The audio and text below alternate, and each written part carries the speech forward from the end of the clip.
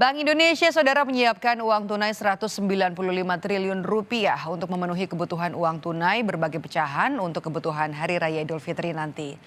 Layanan penukaran uang akan dimulai serentak Senin depan. Layanan penukaran uang dapat diakses melalui dua jalur, yakni perbankan dan kas keliling terpadu. Layanan ini dibuka untuk masyarakat Jabodetabek mulai hari Senin depan dengan total 599 titik penukaran uang. Masyarakat yang ingin menukar uang bisa mendaftarkan diri ke aplikasi Pintar atau datang langsung ke layanan kas keliling terpadu dengan uang yang ingin ditukarkan. Bank Indonesia menyiapkan alokasi dana sebesar 195 triliun atau meningkat 8,22% dibandingkan tahun lalu 180 triliun.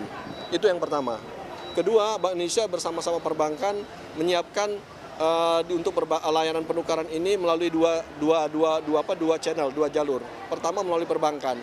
Perbankan itu seluruh Indonesia akan menyiapkan sebanyak 5.066 titik atau naik 8% dibandingkan tahun lalu.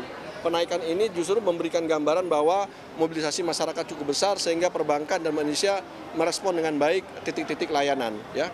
Kedua juga perbankan bersama Indonesia akan melakukan kegiatan kas keliling terpadu baik di Jabodetabek maupun di wilayah seluruh Indonesia. Nah khusus Jabodetabek kita akan menyiapkan 599 titik.